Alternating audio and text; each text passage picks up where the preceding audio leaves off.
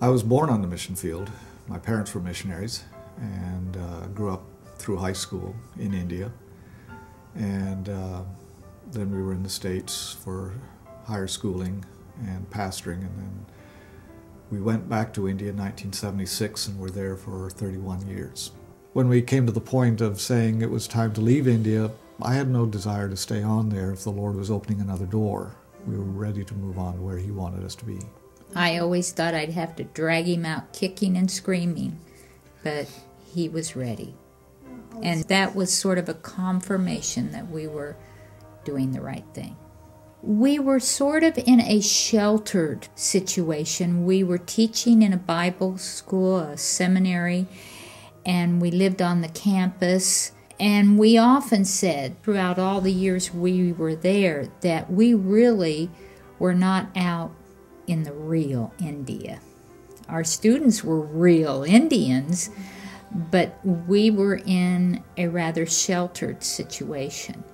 We felt before we got to the end of our missionary journey that we wanted a new challenge, open to something new for the Lord. So we told our mission that we were still open. They were the ones that assigned us at the beginning, and we were still open to wherever they wanted to use us. The challenge is working with the newly developing churches in Ukraine. Our mission has been planting churches for a number of years now. There are several that have developed. Some existing churches have joined the fellowship, but they're basically all new. They have young, energetic pastors who have come out of Bible college. But since Christianity in Ukraine was under a communist system for 3 generations, there was very little development in Christians about what they understood about their faith or anything.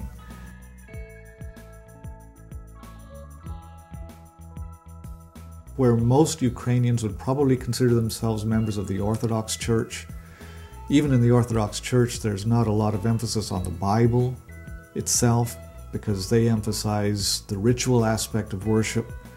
So there was very little opportunity of handing on the content of the Bible, so they have some awareness of it. But even among older people, the content of the Bible is not understood well.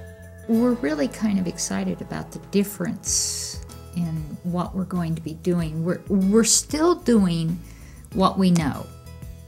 We've developed curriculum in the Bible school in India. We've written lessons and done the same sort of thing in a seminary setting.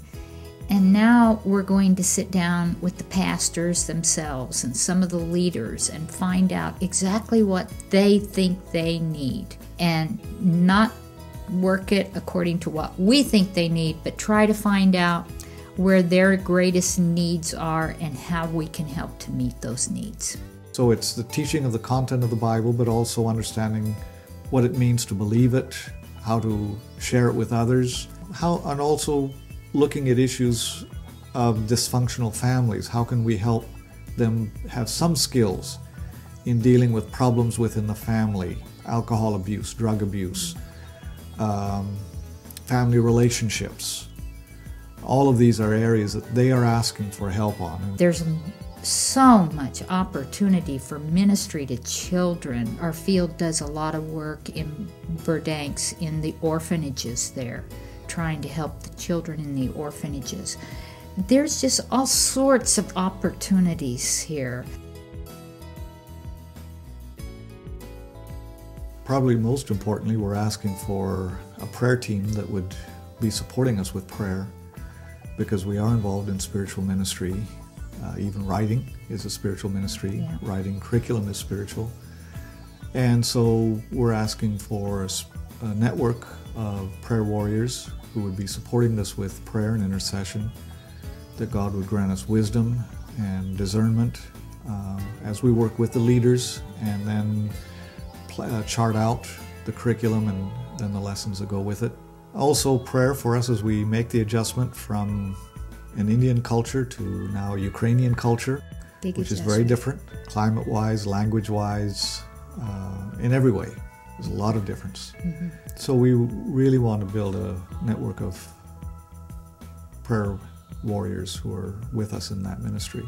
But we're also looking for those who will help be a part of our support network in terms of funding, because prayer is important, but it's got to be backed up with resources. And Ukraine is a much more expensive field for us to live in than India was, so we have additional resources to raise for our ministry there. We've just received letters from our field leaders talking about how inflation just in the past, 8 months since we were there, the costs are up 70% in inflation. The financial needs are pretty big. In India, we were on the least expensive field of our mission, and now we're going to one of the most expensive. So we do have a lot of money to raise.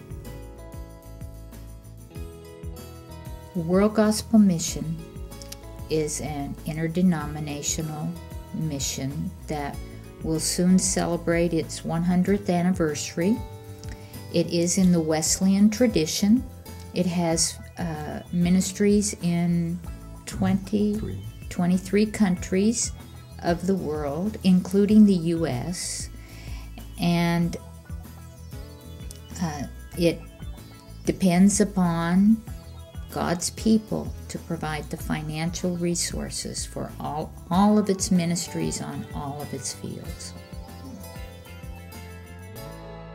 We're also looking to build a network of people who are interested in coming and being involved in Ukraine. There are work teams, there are all kinds of opportunities for people who want to spend anywhere from 2 weeks to 2 months to a career in being involved with the different ministries, whether it's physical work, building, construction work, working with kids in backyard Bible clubs, working with children in the orphanages, summer camps with teenagers. Mm-hmm. You name it, the opportunities are there for people if they want to come and work with us and be involved. We've felt that we needed a new challenge before retirement. We could just have stayed on and done the same old thing and gone out, but we wanted to do something new before we retired. We wanted to finish all our years of ministry on a high note.